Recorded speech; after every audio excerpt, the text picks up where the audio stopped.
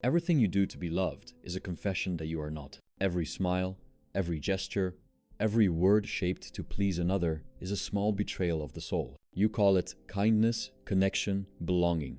But beneath it all, there is only the tremor of fear, the fear of vanishing unnoticed into the indifferent night. We learn early that existence is conditional.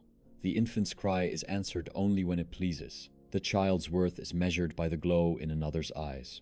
So we grow not into beings, but into reflections, forever adjusting the light to remain visible. The will bends itself into shapes it cannot sustain. It learns to mimic, to soften, to appeal. To exist becomes synonymous with to be approved of. And so, the tragedy begins. The soul is not lost through sin, but through applause. Every look from another is a verdict. Every silence, a punishment. And you, trembling creature, believe that if you perfect yourself enough, if you are good enough, patient enough, desirable enough, you will finally be allowed to rest. But the will does not rest. It only circles, endlessly, around its own absence.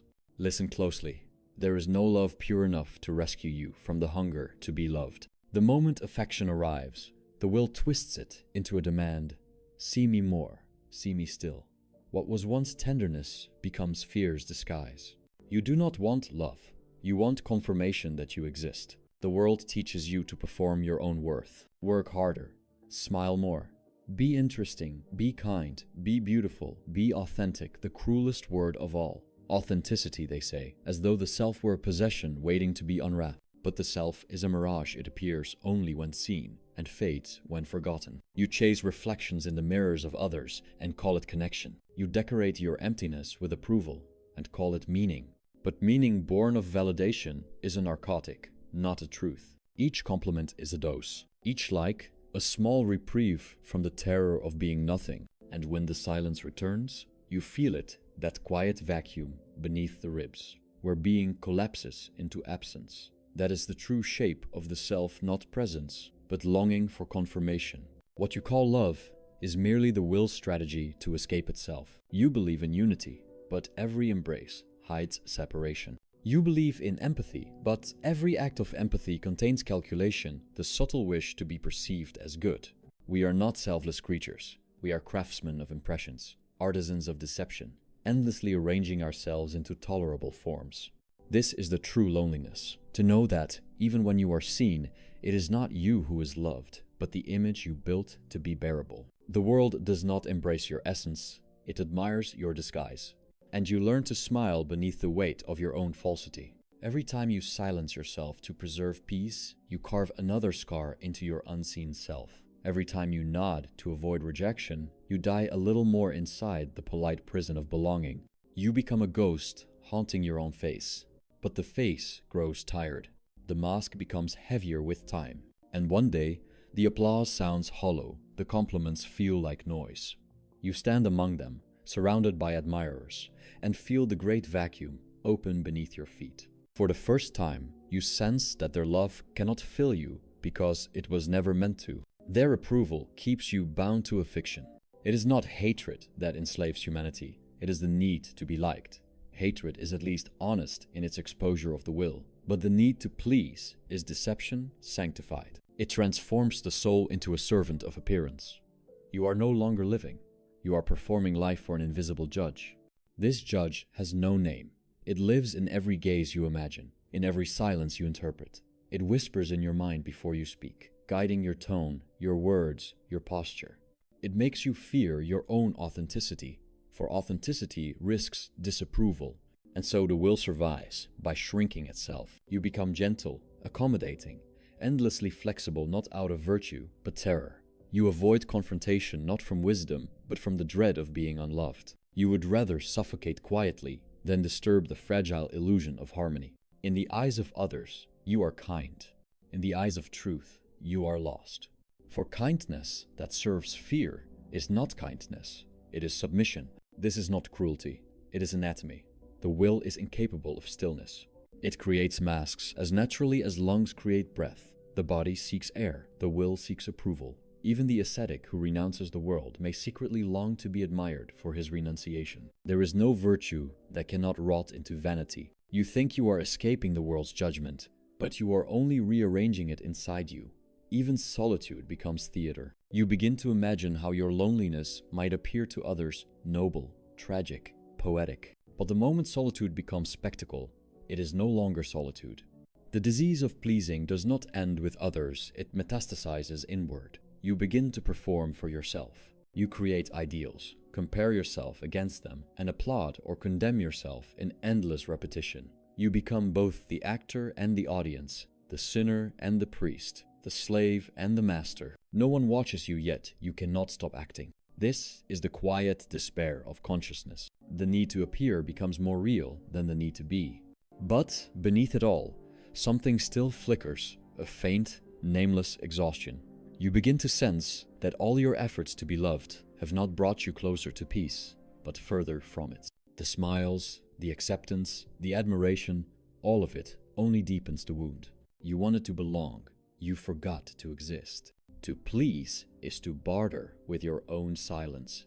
Each time you adapt yourself to the will of another, you trade truth for temporary safety. You become fluent in the language of compromise, fluent in dishonesty, until one day you no longer know what your voice sounds like without an audience. And when that day comes, something irreversible happens. You begin to crave invisibility, not as escape, but as liberation. The crowd still roars, the world still demands its endless applause, but you, exhausted, step backward into the shadows. You no longer wish to be seen, you wish to see. You begin to perceive the faces around you differently. Each smile, each boast, each declaration of confidence you see now as defense mechanisms of the terrified will. You see the tremor behind every performance. You see yourself reflected in their struggle, 1,000 selves performing for 1,000 others, all equally hollow, all equally desperate to be affirmed. And in this vision, something breaks. The illusion of human connection collapses into its true form, shared loneliness, pretending to be love. You understand now that the will does not seek others. It seeks escape from itself through others. It is not companionship it desires, but anesthesia. To be liked is simply to be momentarily distracted from the pain of existing. But distraction is not relief. It is delay. The pain returns, multiplied by the effort to hide it. Every compliment, every approval, every fleeting moment of acceptance, all of it borrowed comfort, dissolving at the first sign of neglect. And so the wheel turns again. The will demands more visibility, more acknowledgement, more illusion. But illusion cannot fill the void. It only decorates it. Here, in the stillness between applause, you begin to sense what truth has been whispering all along. You do not need to be loved, you only need to stop fearing the absence of love. Because love, in its worldly form, is nothing but the will seeking its own reflection. It cannot save you because it is made of the same hunger that torments you. To stop pleasing does not mean to become cruel. It means to stop begging. It means to let others be disappointed. To let misunderstanding happen. To allow rejection to breathe without rushing to fix it. It means standing naked before existence and allowing the truth of your insignificance to settle. It means silence, not defiance. The first moment of true peace arrives not when someone finally understands you, but when you no longer need them to. The will fights this revelation. It calls it emptiness, despair, nihilism. But despair is only the pain of losing illusion. After illusion dies, what remains is not meaning, but clarity. And clarity is the only form of peace the world cannot counterfeit. You look again at the crowd laughing, posing, chasing. You see the invisible chains that bind them, woven of smiles and insecurities. You see the entire theater of human life as a choreography of masks. And you realize there was never anyone to please. Only shadows reflecting shadows. The applause fades. The stage darkens.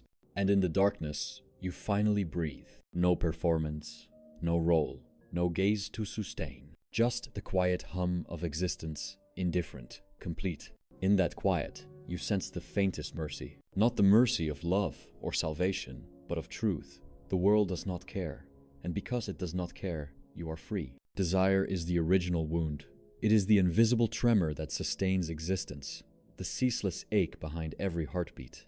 Everything that moves, moves because it lacks. Every gesture, every dream, every prayer the echo of something missing. You call it purpose, you call it passion, you call it love. But beneath every noble name lies the same mechanical rhythm, the will groping toward what it can never keep. The moment something is gained, it decays. The moment something is touched, it fades. The will is not evil. It simply cannot stop. It hungers not for satisfaction, but for motion itself. You satisfy one desire only to create another, like a fire that feeds on its own ashes. The will survives by devouring peace. It needs resistance, conflict, longing, for without them, it dissolves. So you live as a creature of pursuit, not of presence. You do not rest, you merely pause between cravings. Every ambition is built upon this primal rhythm. The scholar seeks recognition, the lover seeks fusion, the saint seeks eternity. Each one reaches toward an imagined end only to find that the end was never real. It is not the object that matters to the will, it is the reaching. Desire does not want fulfillment, it wants continuation. It feeds upon its own incompletion. You can see it everywhere, in the ceaseless hum of cities, in the desperate faces of those chasing success, in the quiet restlessness that survives even in comfort. Humanity has mistaken movement for meaning. But meaning does not exist in the will's vocabulary, only appetite. The will does not love beauty, it consumes it. It does not seek truth, it uses truth as ornament. Even the search for wisdom can become vanity in disguise, a subtler form of craving, a more refined pursuit of validation. Everything the will touches, it corrupts with purpose. It cannot let things simply be. You do not look at a flower without wanting to own it. You do not love a person without wanting to be loved in return. Even your tenderness is transactional, even your silence strategic. You cannot escape the will by being good, for goodness too becomes its instrument. You pity others, not out of compassion, but to feel superior in empathy. You help, not purely, but because to help gives you a sense of self. The will disguises itself as morality and calls it virtue. But virtue, when examined closely, is often just another form of pride, the will's favorite illusion. And yet, how can you live without it? To strip away desire entirely is to approach the border of non-existence. The will is your pulse. It is the breath that does not ask permission. It is the voice that keeps whispering, more. Even in moments of stillness, when you believe you have found peace, the will lurks beneath, planning the next longing. To live is to ache. To stop aching is to die. You exist within this contradiction. Every pleasure feeds the pain that will follow. Every joy carries its own shadow of loss. What you call happiness is only the interval between two forms of suffering. And still, you chase. You convince yourself that the next love, the next success, the next revelation will end the cycle. But the cycle is the structure of your being. You cannot will yourself out of willing. The intellect, poor servant, tries to rationalize the madness. It creates stories, philosophies, religions, all elaborate attempts to give the will a purpose nobler than its own hunger. But this is delusion disguised as meaning. Every doctrine that promises peace through effort is a trap. The will cannot destroy itself through will. And so humanity invents 1,000 distractions: work, pleasure, family, ideology. Each one a temporary shelter from the void that follows satisfaction. The will tolerates none of them for long.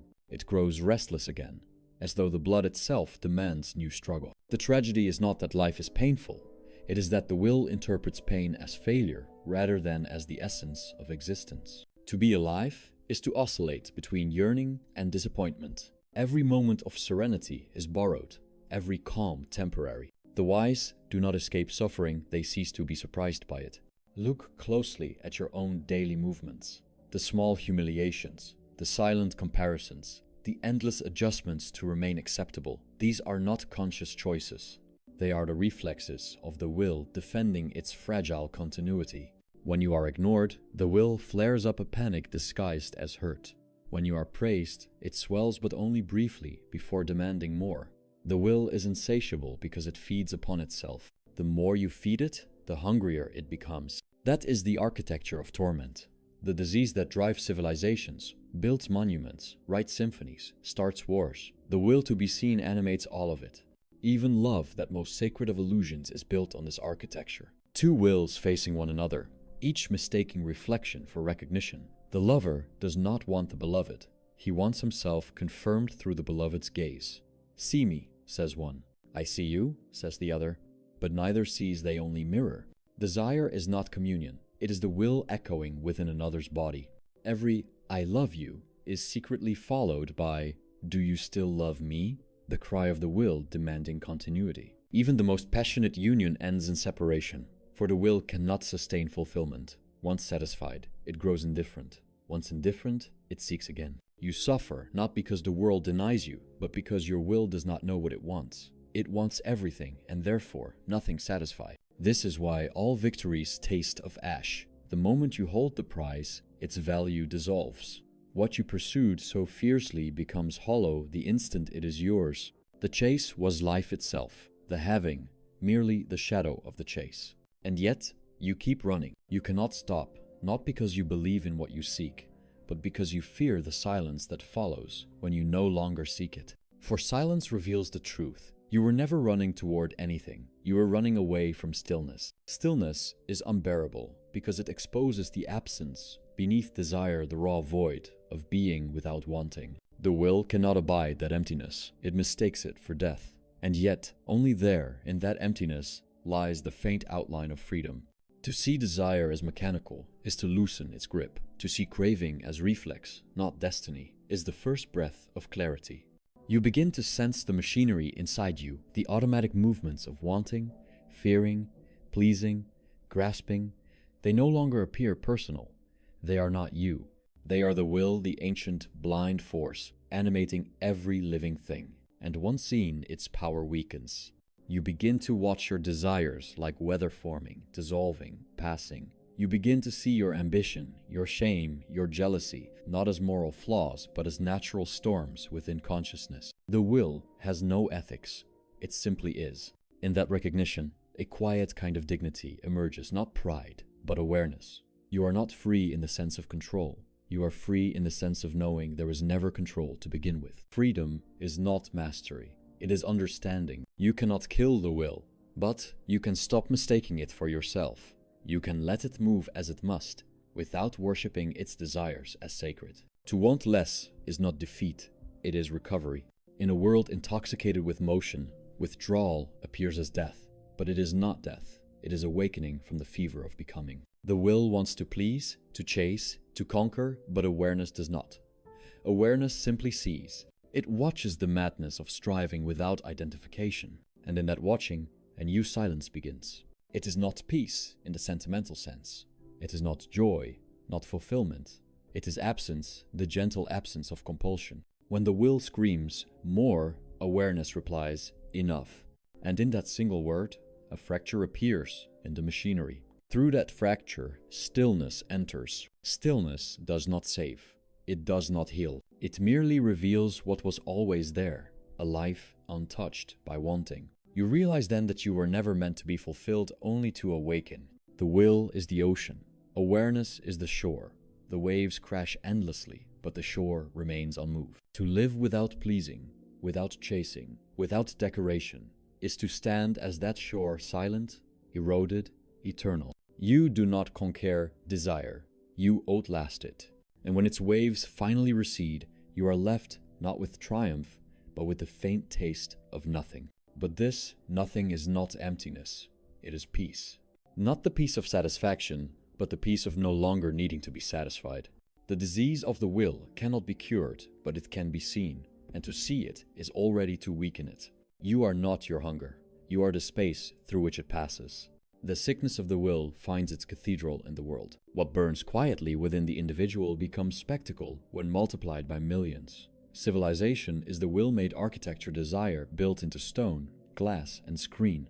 Every city, every advertisement, every crowd murmuring through their devices, all of it hums with the same invisible command, be seen. The marketplace has replaced the mirror.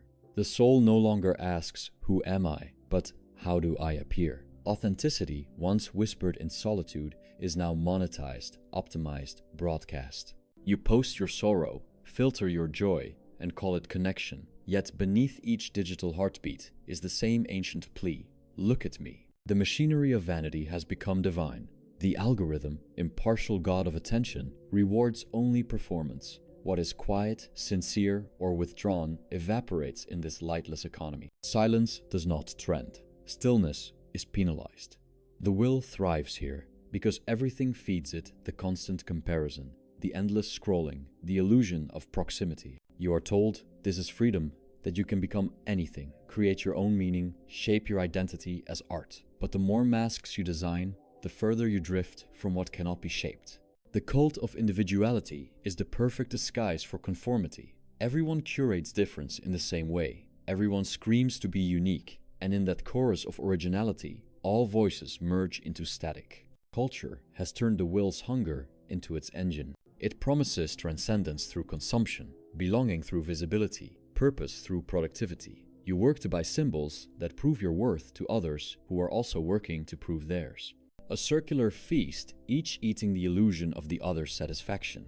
The tragedy of modernity is not its corruption, but its sincerity. People truly believe in the meaning of their performances. They suffer for them, sacrifice for them, pray to them. They believe the stage is real, but the stage was built to keep them moving. Stillness is its enemy. If the crowd ever stopped applauding, if it ever paused long enough to feel the emptiness behind the music, the machinery would fall silent. But it will not. The will has found immortality through distraction. Even rebellion has become product. The anti-hero is branded, the outsider photographed. The dissenting voice finds its own echo chamber, where it becomes celebrated, monetized, and harmless. Every form of resistance is absorbed, digested, and sold back as aesthetic. Culture is not evil, it is efficient. It converts everything into movement, and movement, for the will, is sacred. The tyranny of happiness has completed the illusion. To suffer is to fail. To be discontent is to be broken. The world demands that you smile through decay, that you pose in front of your despair. You are allowed to confess pain only if it is followed by redemption. You may bleed, but beautifully. This demand for optimism is not kindness, it is censorship. It denies the natural sorrow of existence. It tells you that pain must be hidden, managed, transcended.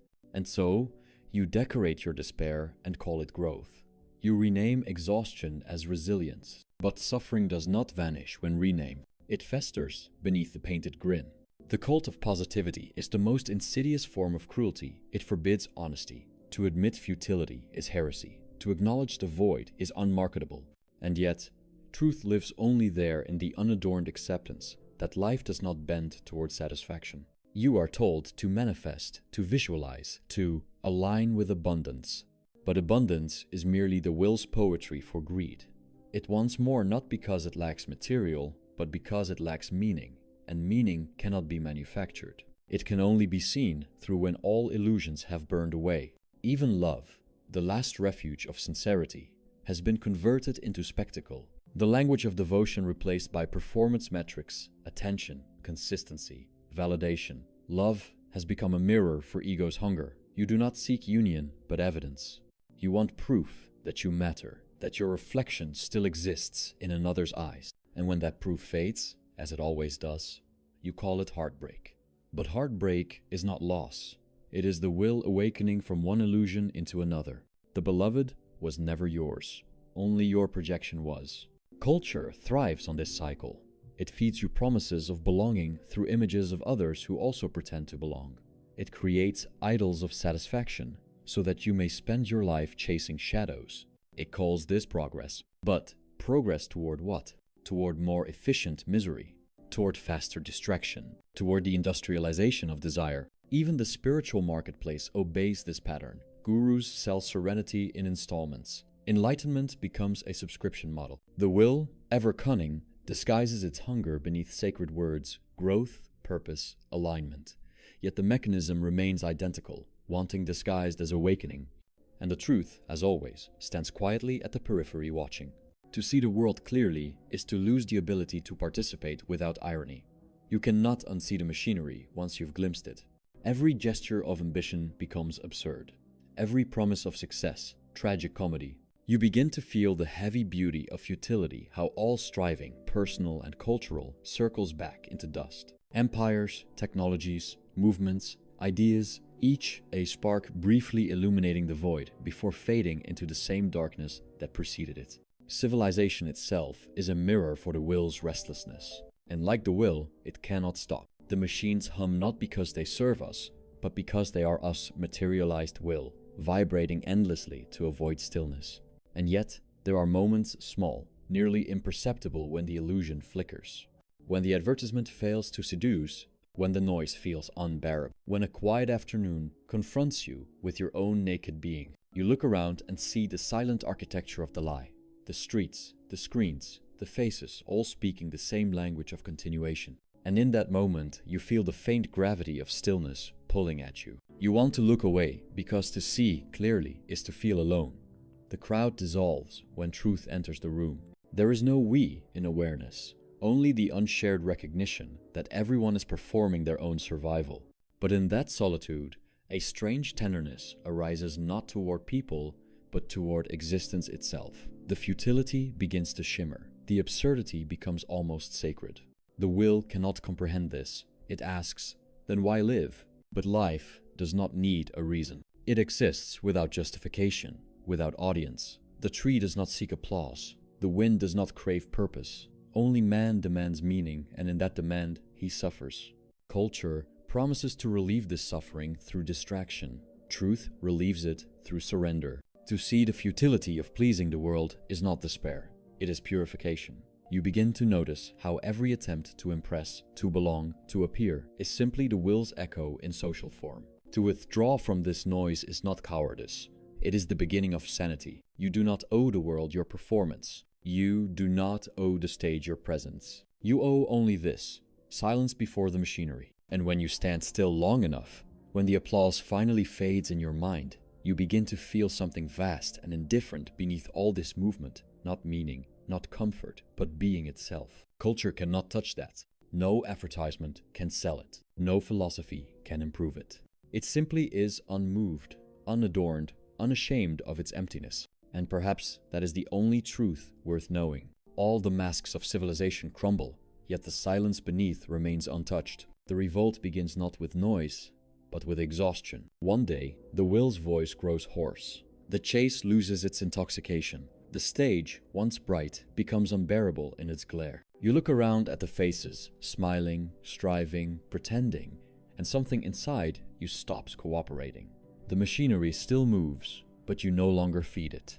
You no longer believe in the currency of appearances. The applause, once sweet, now sounds like the clatter of chains. This is not rebellion in the heroic sense. There is no banner, no victory, no war to win. It is the quiet withdrawal of belief, the moment the actor forgets his lines and realizes the play was never his. To detach is not to escape the world, but to let it pass through you unclaimed. You stop offering your energy to illusions that no longer feed you.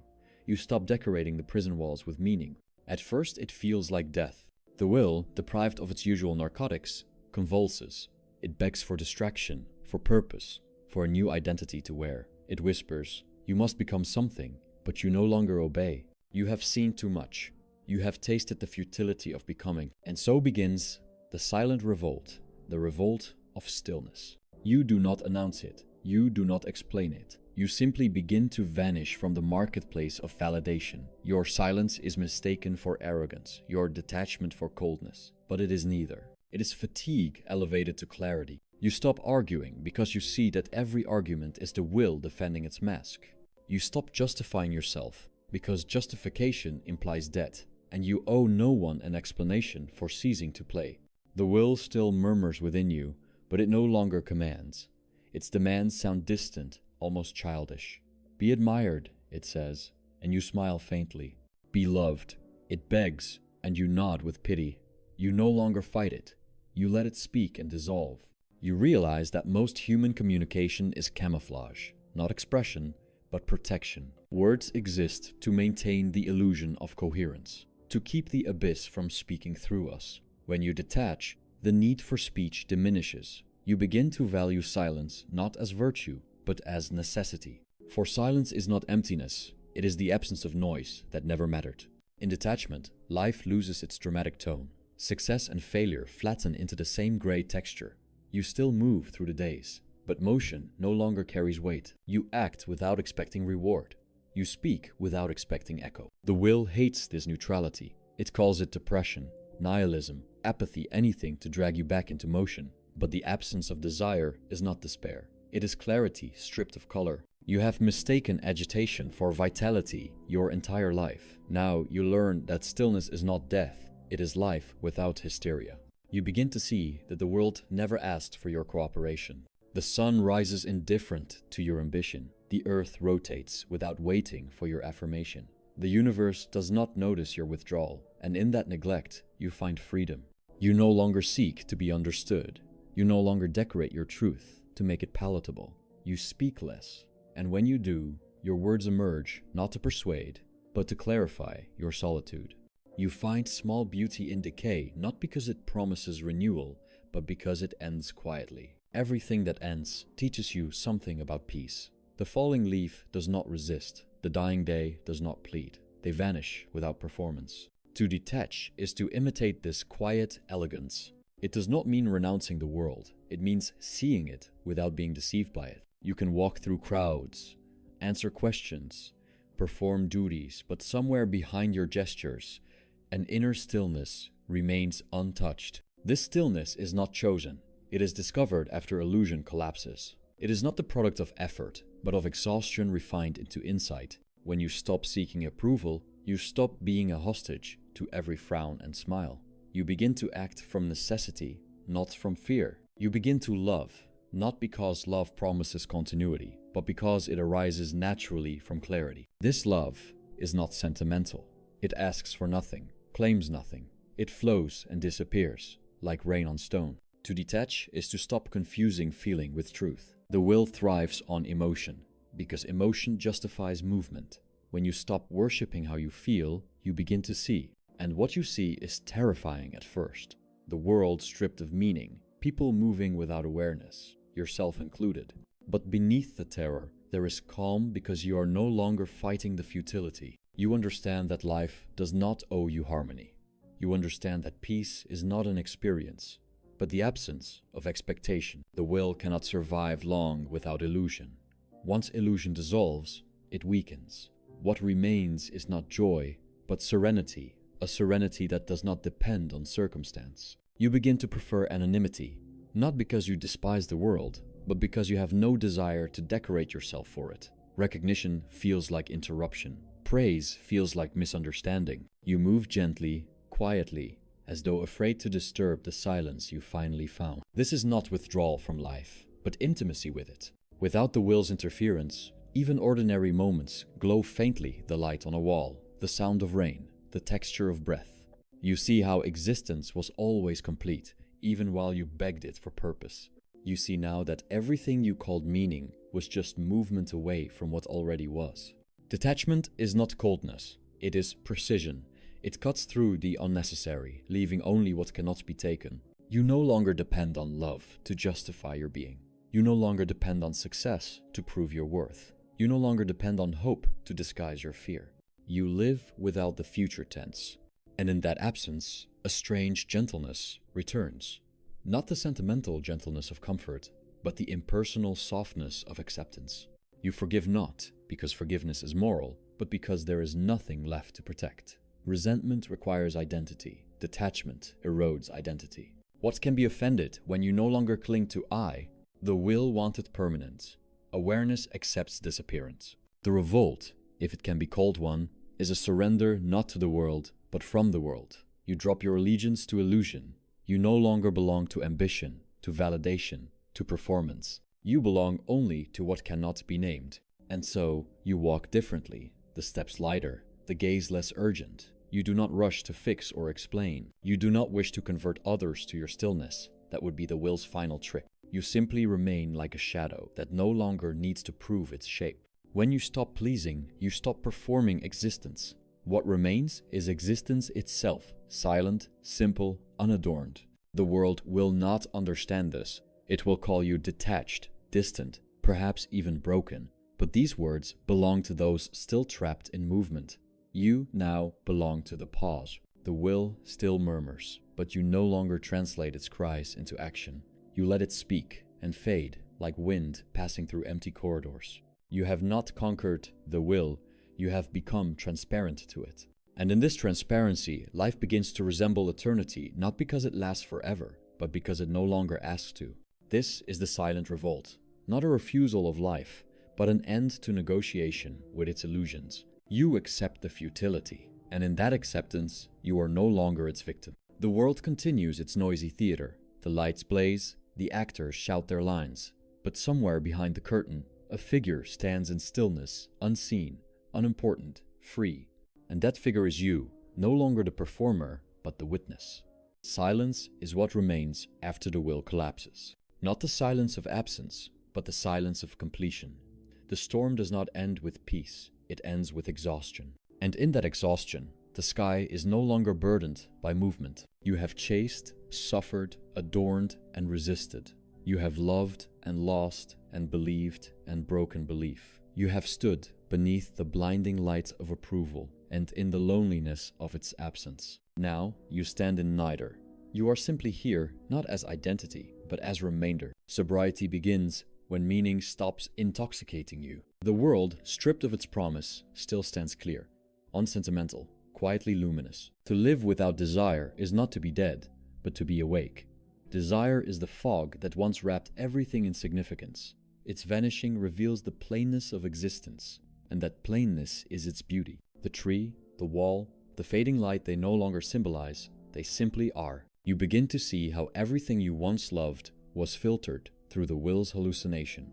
You loved not what was, but what it meant to you. You sought not beauty itself, but confirmation that you could still feel it. Now, even beauty dissolves into stillness. You no longer need to interpret life. You let it pass through you untouched. What remains is strange, not joy, not despair, but neutrality, a quiet equilibrium beyond both. The self, deprived of desire, begins to fade. You no longer speak to yourself in the old way. The internal monologue of justification and hope falls silent. When the will disappears, even the need for understanding dissolves. You no longer ask why. The world no longer needs to make sense. It simply is, without narrative. You walk through the day as through a forgotten dream. People move, speak, strive their urgency, no longer contagious. You observe without participation. There is no superiority in this distance, only release. The will has withdrawn its demands, and with it, the sharp edges of emotion dull. Sorrow softens into observation. Joy fades into quiet recognition. This is not happiness. Happiness depends on contrast. Sobriety has no contrast. It is the same tone stretched across existence, an endless dusk without dawn or night. The ego, deprived of fuel, dissolves without drama. It was never a structure, only a trembling. Without the will to sustain it, it vanishes like breath on glass. What remains cannot be described in the language of the living. It has no center, no owner, no name. It is awareness stripped of everything personal. You do not decide to accept life. You simply cease to resist it. There is no enlightenment here, only absence. The absence of needing to become. The absence of wanting to last. Time continues, but its weight is gone. The hours no longer feel like loss, because there is nothing left to lose. The self was the only thing that could vanish, and it already has. You begin to sense the quiet dignity of insignificance. You no longer need to matter. To exist without purpose becomes the highest truth. Every movement of the will was a plea to continue, to justify, to leave a mark. But marks fade, and continuation is another form of suffering. What you once called purpose was the will's way of postponing death. Now, death has already occurred, not of the body, but of the compulsion to persist. In this death, there is no grief, only still awareness watching itself exist. You understand now that existence does not need you. You were the dream within it, not its center. The world has no observer, only endless reflection. This understanding is not comfort, yet it carries its own tenderness. When the will dies, pity replaces pride. You see others still moving through their illusions, their frantic striving, their desperate love, their quiet despair. You no longer judge them. You recognize them as echoes of what you once were, and you love them for their blindness, not because they will awaken, but because their suffering is the pulse of the universe itself. Life feeds on longing. Without longing, it would fall still. The will's torment is not an error. It is the rhythm by which existence sings. To see this is to forgive everything. There is no salvation, no redemption, no higher plane waiting. There is only this, the play of appearances, upon the screen of nothingness.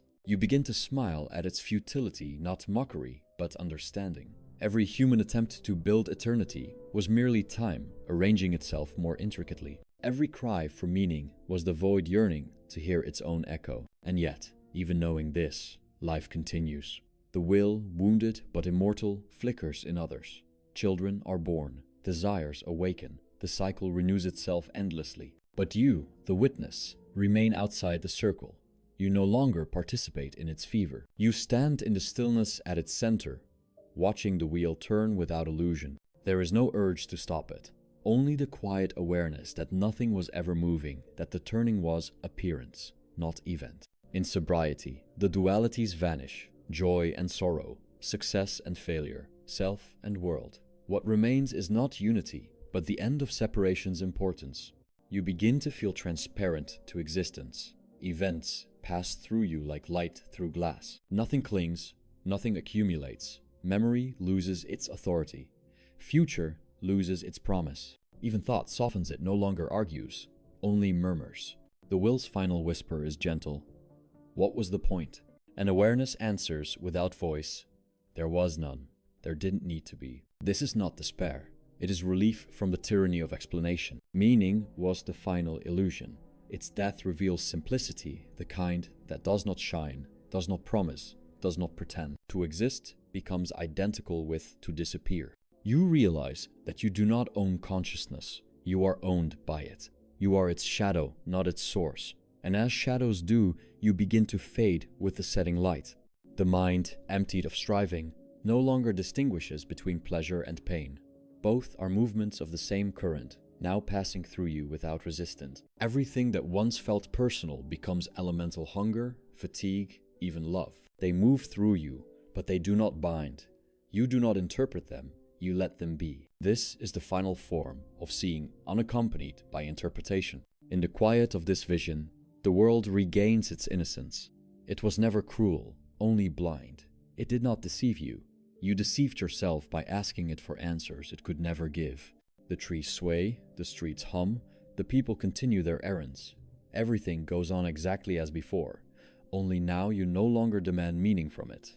You watch as a ghost might watch present, yet untethered. And there, at last, you feel what peace truly is. Not the resolution of conflict, but its irrelevance. Desire, that old tyrant, still exists in fragments. You feel it sometimes, faintly, like an echo underwater. But it no longer rules. It has become part of the scenery, another sound in the endless murmur of being. When you stop needing things to last, you begin to see their beauty. The fleeting becomes sacred. The temporary becomes eternal, not because it endures, but because you no longer require it to. The will ends not with a scream, but with a sigh. Its exhaustion becomes your freedom. Nothing dramatic follows, no enlightenment, no revelation, just the still recognition that there is nothing left to lose, nothing to gain, nothing to perform. The self was the dreamer. You are the waking, and the waking does not speak. You stand now where words collapse. You look at the world and see it for what it has always been, a shimmering illusion of movement upon the quiet sea of nothing. You breathe once, perhaps twice, and in that breath, the distinction between observer and observed dissolves. You have not become wise. You have not become pure. You have simply ceased to continue. The will sleeps. The stage is empty. The lights remain on, but no actor enters.